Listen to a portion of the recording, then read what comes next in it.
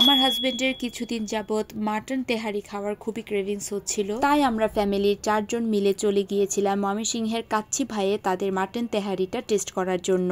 কাচ্চি ভাইয়ের মাটন তেহারিটা অনেক মজার। আমার হাজবেন্ড একবার খেয়েছিল, তাই সে আমাদেরকে টেস্ট করানোর জন্যই নিয়ে গিয়েছিল মূলত, আর আমাদেরকে টেস্ট করার নামে সেও খেতে পারবে, এই আর কি। জোকস অ্যাপার্ট, যাই হোক, আমার আজকের এই ভিডিওটি ছিল অক্টোবরের 22 তারিখ মানে কালী পূজার 3য় দিনের ভিডিও।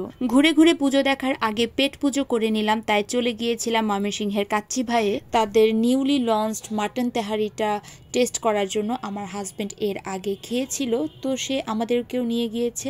আর এইখানে সে বসে বসে ভাবছে কতগুলো টাকা বিল আসবে আমার, আর এই সবগুলো বিল আমাকেই পরিশোধ করতে হবে। আহারে বেচারা।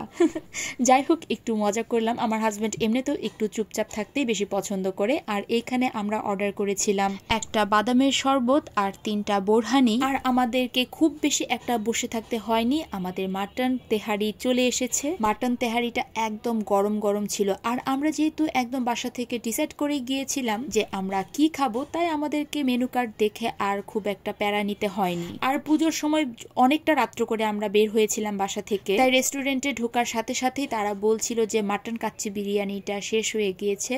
তো আমরা আবার জিজ্ঞাসা করছিলাম যে মাটন তেহারিটা আছে কিনা, তখন তারা বললো যে হ্যাঁ আছে।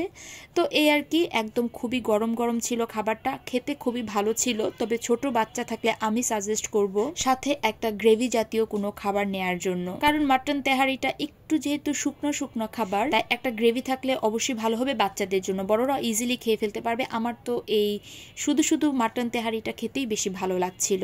ওভারঅল মাটন তেহারিটা আমার কাছে ভীষণ ভালো লেগেছে।